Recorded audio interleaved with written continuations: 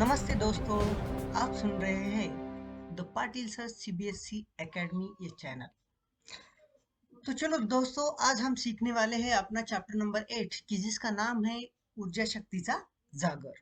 देखो, तो इसके पहले हमने अपने 7th चैप्टर पढ़े हुए हैं। अगर आपने उनको नहीं देखा तो हमारे चैनल के ऊपर जाकर आप उसे देख सकते हो। चलो फिर आज हम चैप्टर देखने वाले हैं जिसका नाम है ऊर्जा शक्ति का जागर। तो इस चैप्टर के लेखक है, उनका नाम है डॉक्टर रघुनाथ माशेलकर। राइटर का नाम क्या है? डॉक्टर रघुनाथ माशेलकर। तो सबसे पहले हम राइटर का परिचय देख लेते हैं। ओके, चलो देखो फिर। आंतरराष्ट्रीय ख्यातीचे ज्येष्ठ वैज्ञानिक, ग्लोबल रिसर्च अलायन्सचे अध्यक्ष आणि रॉयल सोसायटी लंडनचे फेलो। देखो, तो डॉक्टर रघुनाथ माशेलकर जो है इंडिया के बहुत बड़े साइंटिस्ट है, और इंडिया की ही नहीं तो इंटरनेशनली भी इन्होंने बहुत सारे रिसर्च किए हैं। और इतना ही नहीं तो ग्लोबल रिसर्च अलायंस नाम की जो संस्था है उस संस्था के अध्यक्ष भी रहे हैं। और रॉयल सोसाइटी लंदन, इसमें भी इसकी फेलोशिप भी इनको मिली थी। चलो आगे देखते हैं। वैज्ञानिक आणि औद्योगिक संशोधन संस्थेचे अध्यक्ष। तो देखो, इंडिया की भी एक वैज्ञानिक संस्था है, उसके भी अध्यक्ष रहे हैं। आगे देखते हैं।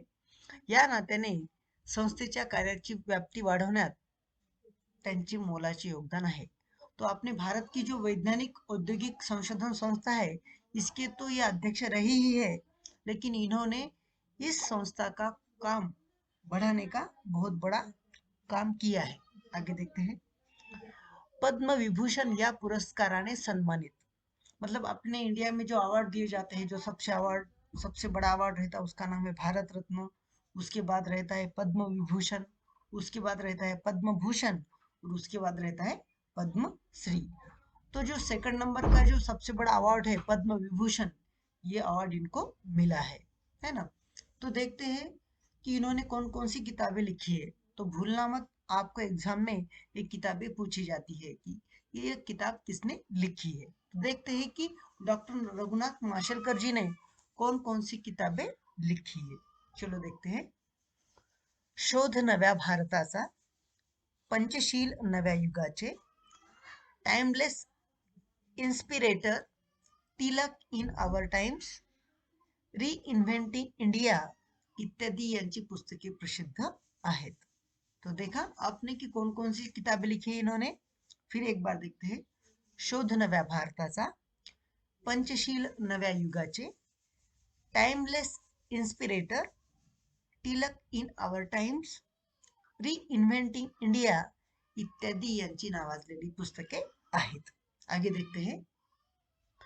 भारतातील मूलभूत प्रश्न सोडवण्यासाठी बौद्धिक क्षमतेच्या आधारे ज्ञानाचे अर्थपूर्ण नियोजन करणारे डॉक्टर रघुनाथ माशेलकर आघाडीचे भारतीय शास्त्रज्ञ आहेत। देखो, मतलब अपने भारत की जो फंडामेंटल प्रॉब्लम है, अपने देश की जो फंडामेंटल प्रॉब्लम है, उन प्रॉब्लम को सॉल्व करने के लिए इन्होंने बहुत सारा योगदान दिया है। इसीलिए ये इंडिया के टॉप मोस्ट साइंटिस्ट में आते हैं। आगे देखते हैं। प्रचंड कष्ट करण्याची वृत्ती, सकारात्मकता, शिस्त, संशोधक वृत्ती, नेतृत्व गुण व प्रखर देशनिष्ठा हे त्यांच्या व्यक्तिमत्वाचे विलोभनीय पैलू आहेत। तो देखते हैं। देखो, तो फिर इनकी खासियत क्या है? तो प्रचंड कष्ट करण्याची वृत्ति, मतलब ये जो साइंटिस्ट है ये बहुत ही हार्ड वर्किंग इंसान रहा है ना। हार्ड वर्किंग, इतना ही नहीं, सकारात्मकता, मतलब ये हमेशा ही पॉजिटिव सोचते आए हैं, है ना। नहीं तो कुछ साइंटिस्ट कैसे निगेटिव बोलते हैं, इतने सालों बाद ऐसे होगा, दुनिया खत्म हो जाएगी वगैरह। तो साइंटिस्ट लोगों में भी कुछ लोग साइंटिस्ट सकारात्मक बातें करते हैं, कुछ लोग नकारात्मक बातें करते हैं। तो जो पॉजिटिवली बातें करते हैं उनमें इनका भी एक नाम आता है। तो फिर आगे देखते हैं। उसके बाद डिसिप्लिन और लीडरशिप और प्रखर देशनिष्ठा, ये इनकी खासियत रही है। आगे देखते हैं। प्रस्तुत पाठात लेखकाने त्यांच्या विद्यार्थी दशेतील आठवणी सांगितलेल्या आहेत। देखो, मतलब इस चैप्टर में क्या किया है, ये जो राइटर है इन्होंने अपने बचपन की चीजें हमको बताई है, मतलब उनके बचपन की एक्सपीरियंस उन्होंने हमारे साथ शेयर किए हैं। तो आगे देखते हैं। हम्म लहानपणीच पित्याचे छत्र हरपलेल्या माशेलकरांना त्यांच्या आईने अत्यंत प्रतिकूल परिस्थितीतून जिद्दीने शिक्षण घेण्यास कसे प्रवृत्त केले याचे वर्णन या पाठात आले आहे। देखो यहाँ पे क्या बताया गया है कि इस चैप्टर में हमको ये बताया गया है कि राइटर ने उनके बचपन में तो बचपन के एक्सपीरियंस हमारे साथ शेयर किए ही है, लेकिन इसके साथ साथ जब उनके पिता का देहांत हो जाता है और पिता के देहांत के बाद उनकी मम्मी उनको मतलब कैसे मुश्किल हालात में पढ़ाई करने के लिए मतलब प्रेरित करती है, इसका भी वर्णन इस चैप्टर में आया है। चलो फिर आगे देखते हैं अब। देखो हम्म बघा, शाळा आणि शिक्षक असा विषय निघाला की मला माझी मुंबईतील शाळा आणि शालेय जीवनातील शिक्षकांची आठवण येते। देखो मतलब राइटर यहाँ पे क्या बताया है, जब भी मैं स्कूल और टीचर की मतलब बात सुनता हूँ तो मुझे मेरा स्कूल और मेरी जिंदगी में आए हुए टीचर याद आते हैं। आगे देखते हैं। गिरगावातील युनियन हायस्कूल आणि माझ्या शाळकरी वयात आपुलकीनं संस्कार करणारे भावे सर, जोशी सर, सिरके सर या साऱ्यांचे माझ्यावर फार मोठे ऋण आहे। तर बघा यहाँ पे क्या बताया गया है कि राइटर ने उनके स्कूल का नाम हमें बताया है, क्या है, गिरगावातील युनियन हायस्कूल आणि माझ्या शाळकरी वयात आपुलकीनं संस्कार करणारे भावे sir, Joshi sir, Shirke sir या साऱ्यांचे माझ्यावर फार मोठे ऋण आहे। मतलब राइटर ने यहाँ पे बहुत सारी चीजें हमें एक्सप्लेन की है कि वो कहाँ पे रहते थे, गिरगांव में। उनके स्कूल का नाम क्या था, यूनियन हाई स्कूल। और उनके टीचर का नाम क्या था, भावे सर, जोशी सर, सिरके सर। और राइटर बताता है कि मैं कभी भी इन टीचर के एहसान में भूल नहीं सकता, ऐसा राइटर हमें बताते हैं। पण त्याच वेळी हेही सांगितले पाहिजे की या शाळेशी आणि या संस्कार देणाऱ्या शिक्षकांशी माझा जो संपर्क आला तो जिच्यामुळे आला ती माझी परमप्रिय आई आणि माझे मामा यांचे ऋण मी कसे व्यक्त करणार। देखो मतलब राइटर कहते हैं कि ना ही मैं स्कूल को भूल सकता हूँ और ना ही मैं उन टीचरों को भूल सकता हूँ जिन्होंने मेरे ऊपर बहुत सारे एहसान किए हैं, लेकिन ये स्कूल और टीचर से पहले जिनकी वजह से मैं उस स्कूल में जा सका वो मेरी माता या मेरी माँ, उस माँ को मैं कभी भी नहीं भूल सकता और ना ही मैं उसके एहसान कभी मतलब ये कर सकता हूँ, है ना। आगे देखते हैं क्या बोलते हैं राइटर हमें। आई हीच प्रत्येक मुलाची पहिली शिक्षक असते। माझ्या बाबतीत तर आई ही माझी केवळ शिक्षक नव्हती तर माझे सर्वस्व होती। देखो यहाँ पर राइटर हमें क्या बताता है कि हर एक बच्चे की जिंदगी में अगर उसकी पहली टीचर कोई होती होगी तो उसकी माँ ही उसकी पहली टीचर होती है। और अगर जहाँ तक मेरा सवाल है तो मेरे लिए तो मेरी माँ ही मेरी सब कुछ थी, ऐसा राइटर हमें कहते हैं। आगे देखते हैं। हम्म. आमचे मूळ गाव दक्षिण गोव्यातील माशेल। माझे बालपण तिथेच गेले। माझे मामाही याच गावातले। तिथल्या एका मैदानावर खेळण्याच्या आणि खेळल्याच्या आणि पिंपळ कट्ट्यावर बसून निवांतपणा अनुभवल्याच्या पुसटशा आठवणी माझ्या मनात अधूनमधून वाऱ्यासारख्या वाऱ्याच्या लहरीसारख्या येत असतात। देखो अब लेखक हमें उनके बचपन की बातें बताता है। वो कहता है कि वो जो साउथ गोवा है उस साउथ गोवा में मार्शल नाम का हमारा गांव है और मेरा बचपन वहां पर ही गुजरा है और मेरे मामा भी हमारे गांव में ही रहते थे। और वहां पे एक स्कूल के मैदान पर एक पीपल के पेड़ के नीचे जब जब हम बैठते थे तब आज भी मुझे वो चीजें याद आती है कि कैसे हम उस मैदान पर खेलते थे, कैसे उस पीपल के पेड़ के नीचे मतलब हम आराम से बैठते थे। वो उस दौर की यादें मुझे आज भी आती है, ऐसा राइटर हमें कहते हैं। आगे देखते हैं। माझ्या वयाच्या 6व्या वर्षी माझे वडील वारले आणि आम्हाला उदरनिर्वाहासाठी आमचे माशिल हे गाव सोडावे लागले। देखो, राइटर कहता है कि जब मैं मेरी उम्र 6 साल थी, तब भी मेरे पिताजी का देहांत हो गया था और इसीलिए हमें रोजी रोटी के लिए हमारा जो मासेल नाम का गांव है उसको हमको छोड़ना पड़ा। आगे देखते हैं। मी आणि माझी आई मुंबईत येऊन पोहोचलो। गिरगावातल्या खेतवाडीतील देशमुख गल्लीमध्ये मालती निवासातील पहिल्या माळ्यावर छोट्याशा खोल्यांमध्ये आम्ही मायलेक राहत होतो। देखो, अब मुंबई में राइटर कहाँ पे रहता था, ये बहुत विस्तार से राइटर ने हमको बताया है। राइटर कहता है कि मैं और मेरी माँ मुंबई में आ गए। मुंबई में कहाँ पे रहने लगे? गिरगावातल्या मतलब गिरगांव में। उसमें कहाँ पे? खेतवाड़ीतील, गिरगांव में खेतवाड़ी के पास देशमुख गली में, है ना। गली का नाम क्या है? देशमुख गली। और जिस घर में वो रहते थे उस घर का नाम क्या था? मालती निवास। घर का नाम मालती निवास। और उस मालती निवास में जो फर्स्ट फ्लोर था, उस फर्स्ट फ्लोर की एक छोटी सी रूम में मैं और मेरी माँ रहते थे। देखो, कितना विस्तार से सब कुछ बताया है ना। जैसे कि लेटर अगर हमने भेजा इस पते पर, तो मानो उनके घर पर ही जाएगा, इतना विस्तार से उन्होंने अपना पता यहाँ पे दिया है। आगे देखते हैं। आर्थिक परिस्थिती पूर्णपणे खालावलेली, दारिद्र्याशी संघर्ष करणारी माझी अल्पशिक्षित आई आणि शिक्षणासाठी असुसलेला पण कोणतीच फी भरणे शक्य नसल्याने शाळेत कसा जाऊ असे प्रश्नचिन्ह घेऊन वावरणारा मी, त्यावेळचं वातावरण हे असं होतं। देखो, राइटर क्या कहता है कि आप मतलब इमेजिन कर सकते हो कि हमारी कंडीशन कैसी थी। तो देखो, आर्थिक परिस्थिती पूर्णपणे खालावलेली, मतलब हमारी जो इकोनॉमिकल कंडीशन थी वो बहुत ही पुअर थी। और उस गरीबी के साथ संघर्ष कर रही मेरी माँ, और एजुकेशन के लिए तड़प रहा था मैं, और कौन सी भी फीस भरने के लिए भी हमारे पास पैसे नहीं थे, और स्कूल में कैसे जाऊँ ये सवाल मेरे सामने था। ये हमारी पूरी कंडीशन कुछ इस तरह की थी। आगे देखते हैं। देखो, पण माझ्या आईनं धीर सोडला नाही, ती खचली नाही। वेगवेगळी कष्टाची कामं ती करत होती।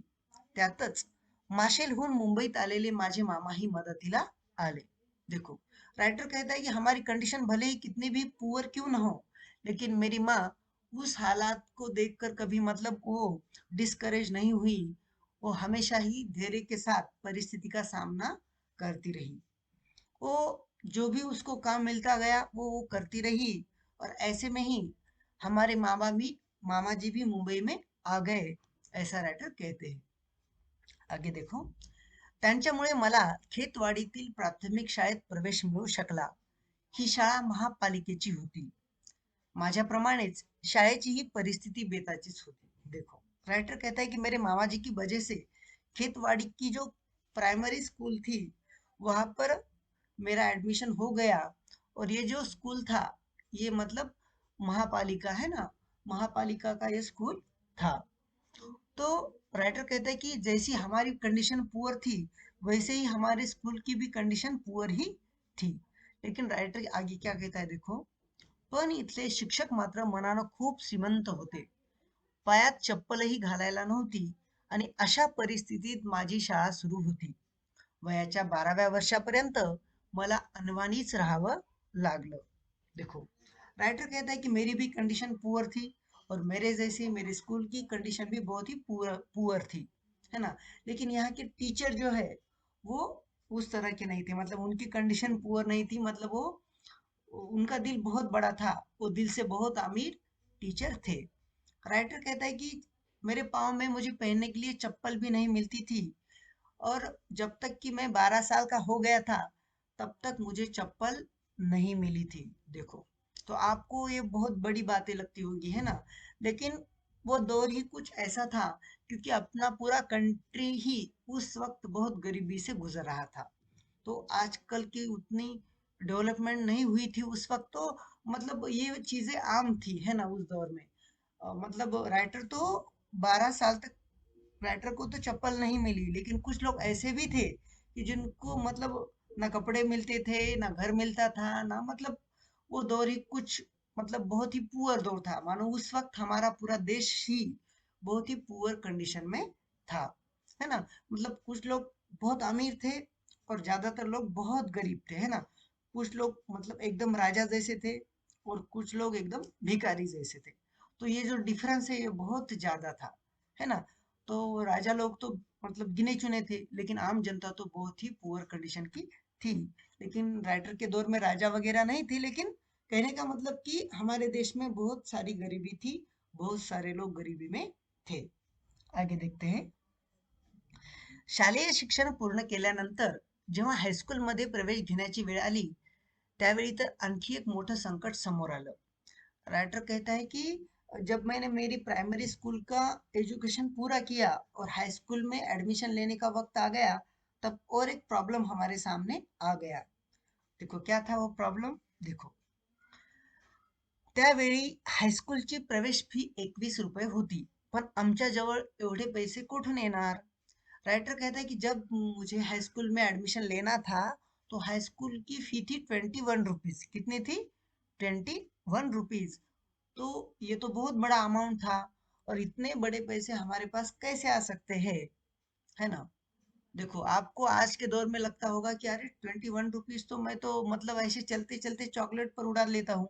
लेकिन मैं क्या बोल रहा हूँ, वो दौर ही कुछ अलग था, है ना। उस दौर में मतलब 21 रुपीज काफी बड़ा अमाउंट रहा है, मतलब होता था उस दौर में, क्योंकि पूरा देश ही बहुत ही पुअर कंडीशन में था। तो राइटर कहता है तो ये तो बहुत बड़ा अमाउंट था, तो ये मेरे पास आना मुश्किल था। आगे देखते हैं। प्रवेश फी भरणे शक्य नसल्यामुळे आता माझे शिक्षण थांबणार असे वाटू लागले, पण माझ्या आईने धीर छोड़ला नहीं। राइटर कहता है तो हमें लगा कि चलो, अब तो इतने पैसे तो हमारे पास आ नहीं सकते, और अब तो मेरा एजुकेशन तो स्टॉप ही होने वाला है। लेकिन ऐसे भी कंडीशन में मेरी माँ मतलब उम्मीद पर कायम थी, है ना, उसने उम्मीद नहीं छोड़ी थी। आगे देखते हैं। आजूबाजूच्या बिऱ्हाडातील काही कामे करून तिने पैसे जमवण्यास सुरुवात केली। त्याच वेळी तिच्या परिचयातील एक माऊली मदतीला धावली आणि माझ्या प्रवेश फीची व्यवस्था झाली। देखो, राइटर कहता है कि जैसे कि माँ इधर उधर मतलब काम करने लगी और पैसे इकट्ठा करने लगी, और इतना ही नहीं, तो मेरी माँ की एक पहचान की एक औरत थी, वो बेचारी मतलब हेल्प करने आ गई, और ऐसे तैसे करके फी की व्यवस्था हो गई। लेकिन आगे देखते हैं। पण तोपर्यंत गिरगावातील त्यावेळच्या नामांकित शाळांमधील प्रवेश बंद झाले होते। देखो, मतलब राइटर कहते हैं कि अब ऐसा तैसा करके पैसे तो हमारे पास इकट्ठा हो गए, लेकिन तब तक क्या हो गया था कि जितने भी मतलब वेल नोन स्कूल थे, वो उनकी एडमिशन फुल हो चुकी थी। देखो, मतलब राइटर की माँ को राइटर क्रेडिट क्यों देता है, कि राइटर की माँ को ऐसा लगता था कि मेरा बच्चा वेल नोन स्कूल में पढ़े, है ना, बहुत ही रेपुटेड स्कूल में मेरा बेटा पढ़ना चाहिए। तो इसीलिए राइटर अपनी माँ को उतना वैल्यू देते हैं। लेकिन अब रेपुटेड स्कूल के तो एडमिशन अब बंद हो चुके थे। अब आगे देखते हैं क्या होता है। अखेर युनियन हायस्कूल मध्ये मला प्रवेश मिळाला आणि माध्यमिक शिक्षणाचा पुढील टप्पा सुरू झाला। देखो, राइटर कहते कि चलो अब अच्छे स्कूल के तो एडमिशन क्लोज हो गए थे, लेकिन फिर मुझे एडमिशन जिस स्कूल में मिली, उस स्कूल का नाम था यूनियन हाई स्कूल। देखो, स्कूल का नाम क्या था? Union high school. और राइटर कहता है इस तरह से मेरा आगे का एजुकेशन फिर से स्टार्ट हो गया। अनेक अडचणींमधून मी जमेल तेवढा अभ्यास करत होतोच, पण त्या छोट्याशा खोलीतील जागा अपुरी पडायची। देखो, राइटर कहता है कि ऐसी बहुत सारी दिक्कतों के बावजूद भी मैं मतलब मेरी जो स्टडी थी वो चालू थी, लेकिन वो रूम बहुत छोटी होने की वजह से हमें बहुत सारा प्रॉब्लम आता था। देखो बच्चों, तो आपको मुंबई में अगर गरीब लोग कैसे रहते हैं, ये अगर आपको देखना है तो कभी यूट्यूब पर धारावी नाम की जो झोपड़पट्टी है, उन लोगों का एक बार जीवन देख लेना। बाद में आपको पता चलेगा कि इस दुनिया के आज की दुनिया में आज की दुनिया में भी गरीब लोग कैसी हालात में रहते हैं। कुछ ऐसा ही हालात राइटर का भी होता होगा उस वक्त, है ना। तो राइटर कहता है कि उस छोटी सी रूम में स्टडी करना बहुत ही मुश्किल होता था. आगे देखो. अभ्यासाला पूरक वातावरण नव्हते. मात्र त्याही वातावरणात मी जिद्दीने अभ्यास करत राहिलो आणि परीक्षेत चांगलं यश मिळत गेलं. राइटर कहते हैं चाहे कंडीशन कितनी भी बद से बदतर क्यों ना हो, लेकिन मैं भी अपनी जिद पर कायम था और मैं अच्छे से स्टडी करता रहा और मुझे अच्छा अच्छा सक्सेसफुल मिलता गया. आगे देखो. या युनियन हायस्कूल मधले शिक्षक त्यांची सेवाभावी वृत्ती विद्यार्थ्यांना शिकवताना त्यामध्ये त्यांचे स्वतःला झोकून देणे आणि निरपेक्ष भावनेने केलेले मार्गदर्शन यामुळे माझ्या केवळ शालेय अभ्यासाचा पाया पक्का झाला असं नाही, तर आयुष्याचाच पाया पक्का झाला. शिक्षणाबद्दल एक आंतरिक ओढ वाटू लागली. देखो, राइटर क्या कहता है कि यूनियन यूनियन हाई स्कूल में के टीचर, उनका वो डेडिकेटेडली पढ़ाना और पढ़ाते वक्त मतलब पूरे तरह से उस खुद को उसमें जान डाल देना पढ़ाई में, है ना. और इन सब की वजह से क्या हुआ कि मेरा जो एजुकेशनल का फाउंडेशन रहता है वो फाउंडेशन बहुत ही पक्का हो गया. और एजुकेशन का ही फाउंडेशन क्यों, मेरी पूरी जिंदगी का ही मानो फाउंडेशन एकदम पक्का हो गया था. और इस वजह से एजुकेशन की तरफ मैं कुछ ज़्यादा ही मतलब इंटरेस्ट लेने लगा. मुझे कुछ ज़्यादा ही मेरा जो इंटरेस्ट है वो एजुकेशन में बढ़ने लगा. आगे देखो. आमच्या हायस्कूलमध्ये दर शनिवारी चाचणी परीक्षा घेण्यात येत असे. आमचं हायस्कूलही गरीब होतं, त्यामुळे उत्तर पत्रिका घरून न्यावी लागायची. राइटर कहता है कि हमारे स्कूल में मतलब हर शनिवार को एक छोटा सा टेस्ट होता था. और हमारा हाई स्कूल भी मतलब वो गरीब होने की वजह से वो जो आंसर शीट थी वो खुद को ही अपने घर से लेनी जानी पड़ती थी. त्यावेळी तिची किंमत फक्त 3 पैसे असायची. आपल्याला कदाचित पटणार नाही, पण तेव्हा दर आठवड्याला हे 3 पैसे उभे करताना देखील माझ्या आईच्या डोळ्यात पाणी उभं राहायचं. देखो, अब आई ना बात समझ में आपकी कि मतलब उस आंसर शीट को कितने रुपए लगते थे, 3 पैसे, है ना. 3 पैसे लगते थे और वो 3 पैसे जुटाने में राइटर की माँ की आंखों में पानी आ जाता था. देखो, 3 पैसे मतलब जानते हो आप, आज के 1 रुपए में 100 पैसे रहते हैं. 1 रुपए में कितने पैसे रहते हैं, 100 पैसे रहते हैं. 100 पैसों का होता है 1 रुपया. तो राइटर कहता है कि आंसर शीट कितने में मिलती थी, 3 पैसों में. और वो 3 पैसे जुटाने में माँ की आंखों में पानी आ जाता था. तो आप इमेजिन कर सकते हो, 3 पैसे जुटाने में अगर आंखों में पानी आता होगा तो 100 पैसे यानी 1 रुपया जमाने में क्या होता होगा. और हमने ऊपर देखा कि राइटर्स की स्कूल का डोनेशन कितना था, 21 रुपीज. तो देखो, तो 3 पैसे जमाने में पानी आता था तो 100 पैसे मतलब 1 रुपया कितना बड़ा हो गया. और 1 रुपया ही अगर जिनके लिए बड़ा होता होगा, उनके लिए 21 रुपीज ये कितना बड़ा अमाउंट होता होगा. आज के दौर की अगर बात करें तो मानो 21,000, इतना बड़ा, उससे भी बड़ा अमाउंट था ये इनके लिए, है ना. 21 रुपीज. चलो कोई बात नहीं, आगे देखते हैं. आजही हे आठवलं की माझ्या अंगावर काटा उभा राहतो. तिने माझ्यासाठी प्रचंड कष्ट केले, पडेल ते काम केले. काँग्रेस हाऊस जवळ काही काम मिळणार आहे असं समजल्यानं एकदा ती तिकडे गेली, रांगेत उभी राहिली, तशीच ताटकळत. पण त्याच वेळी तिला सांगण्यात आलं की फक्त तिसरी किंवा त्यापेक्षा अधिक शिकलेल्यांनाच काम दिलं जाईल. हे ऐकून अर्थातच ती नाराज झाली, घराकडं मागं फिरली. त्यावेळी तिनं ठरवलं की माझ्या मुलाला खूप शिकवील, कारण शिक्षणाशिवाय या जगात मान नहीं. देखो, तो राइटर कहता है जब भी मेरे वो बचपन के दिन को याद करता हूँ तो मतलब मुझे मतलब बहुत बुरा लगता है कि क्या वो दिन थे, है ना. तो राइटर कहता है कि मेरी माँ ने बहुत मतलब मेहनत की मेरे लिए, जो भी काम मिला वो किया. एक बार क्या हुआ कि कांग्रेस हाउस के पास उसको पता लगा कि यहाँ पर लोगों को नौकरी दी जाने वाली है. तो मेरी माँ भी वहां पर जाके खड़ी हो गई. और बहुत देर तक खड़ा होने के बाद में उसको पता चला कि जिनका भी एजुकेशन मतलब थर्ड मतलब है ना, थ्री थर्ड क्लास तक हुआ है ना, उनको ही नौकरी दी जाएगी, है ना. तब ये जब माँ ने बात सुनी तो उसको बहुत बुरा लगा, क्योंकि वो तो मतलब फर्स्ट क्लास तक भी नहीं सीखी थी.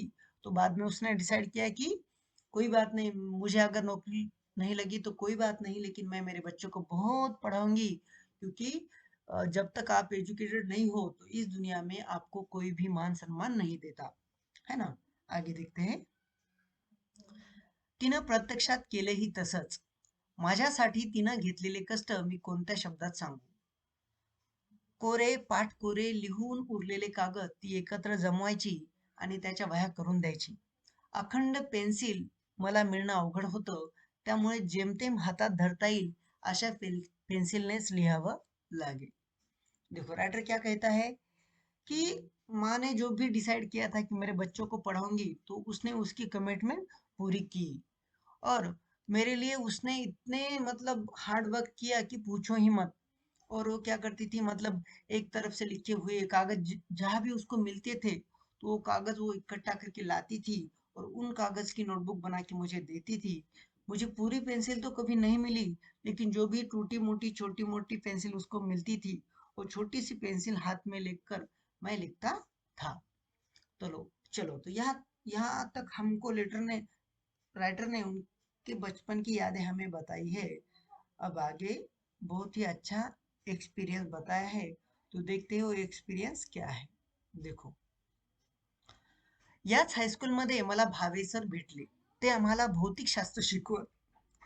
विज्ञानातील हा विषय शिकवताना त्यांनी केवळ शास्त्र शिकवलं नाही, तर त्या विषयाची गोडी लावली आणि त्याबरोबर जीवनाचं फार मोठं तत्वज्ञान शिकवलं. देखो, तर राइटर हमें कहते हैं कि जब मैं बचपन में हाई स्कूल में था, तो भावे सर नाम के टीचर थे जो हमें फिजिक्स सिखाते थे। क्या सिखाते थे? फिजिक्स। और फिजिक्स पढ़ाते वक्त उन्होंने सिर्फ हमको साइंस नहीं पढ़ाया, बल्कि हमें साइंस में इंटरेस्ट पैदा किया, और बाद में जिंदगी की मानो बहुत बड़ी फिलॉसफी उन्होंने हमको पढ़ाई। तो देखो क्या बताया, देखते हैं भावे सर ने उनको। एके दिवशी शाळेत त्यांनी एक प्रयोग करून दाखवला. भिंगाच्या साह्यानं सूर्यकिरणांची शक्ती कागदावर एकत्र केल्यास कागद जळतो, हे त्यांनी दाखवलं. आणि माझ्याकडे बघून ते म्हणाले, माशेलकर, तुमची ऊर्जा शक्ती एकत्र करा, काहीही जाळता येईल. एकीकडे मला एकाग्रतेचा मंत्र मिळाला, तर दुसरीकडे विज्ञान समजलं. देखो, इनके जो सर थे भावे सर, उन्होंने एक दिन इनको एक एक्सपेरिमेंट करके दिखाया। और क्या था वो एक्सपेरिमेंट, मतलब उन्होंने एक भिंग, है ना, सूर्यकांश लिया, भिंग लिया, और उस भिंग की जो एनर्जी है उसको कॉन्सेंट्रेट करके एक कागज के ऊपर डाला। तो बाद में क्या हुआ, वो कागज जलने लगा। तो भावे सर बोले कि माशेलकर, आप भी जिंदगी में ऐसा ही करो। आपकी जो भी एनर्जी है उसको कॉन्सेंट्रेट करना सीखो, उसको एकाग्र करना सीखो। अगर आपने आपकी पूरी एनर्जी को कॉन्सेंट्रेट करना सीख लिया, तो मानो आपने जिंदगी का बहुत बड़ा मंत्र पा लिया। अगर आपने कॉन्सेंट्रेशन बढ़ाया तो कोई भी चीज आपके लिए नामुमकिन नहीं है। ऐसा मंत्र भावे सर ने राइटर को दिया। राइटर कहता है, मुझे इससे कॉन्सेंट्रेशन कितना इम्पोर्टेंस है ये भी समझ में आया, और दूसरी चीज मेरी फिजिक्स भी बहुत अच्छे से समझ में आई। आगे देखते हैं। आयुष्याचं फार मोठं तत्वज्ञान मला भावे सरांच्या या शिकवणीतून समजलं. त्यांना मी कसा विसरू शकेन. भावे सरांप्रमाणेच माझ्या शालेय आणि पुढील शैक्षणिक जीवनात जोशी सर, शिर्के सर, श्री मालेगाववाला या सर्वांनीच माझ्या व्यक्तिमत्वाच्या जडणघडणीसाठी उत्तम मार्गदर्शन केलं. तो राइटर कहते हैं कि जिंदगी की बहुत बड़ी फिलॉसफी मुझे भावे सर की वजह से समझ में आई थी, और इसीलिए मैं उनको कभी भी नहीं भूल सकता। और भावे सर के जैसे ही कुछ और भी टीचर थे, जिसमें थे जोशी सर, शिर्के सर और श्री मालेगांव वाला। इन टीचरों का भी योगदान मेरे पर्सनैलिटी डेवलपमेंट में काफ़ी सारा रहा है, और इन सभी टीचर ने मुझे बहुत अच्छा गाइडेंस किया है। आगे देखते हैं। हाँ, मार्गदर्शन केलं, संस्कार केले. आयुष्याच्या उभारणीसाठी मला याच शाळेने आणि याच शिक्षकांनी भरपूर शिदोरी दिली. संघर्षासाठी आत्मविश्वास मिळवून दिला, जगण्याचे भान दिले. आजही फिरून ते शाळेचे दिवस आठवताना एकीकडे प्रचंड दारिद्र्याचा सामना करतानाचे क्षण न क्षण आठवतात, आणि त्याच वेळी माझी आई, माझे शिक्षक, माझी शाळा हे माझे संस्कार केंद्र डोळ्यासमोर उभे राहते. मी पुन्हा मनोमनी शाळेत जाऊ लागतो.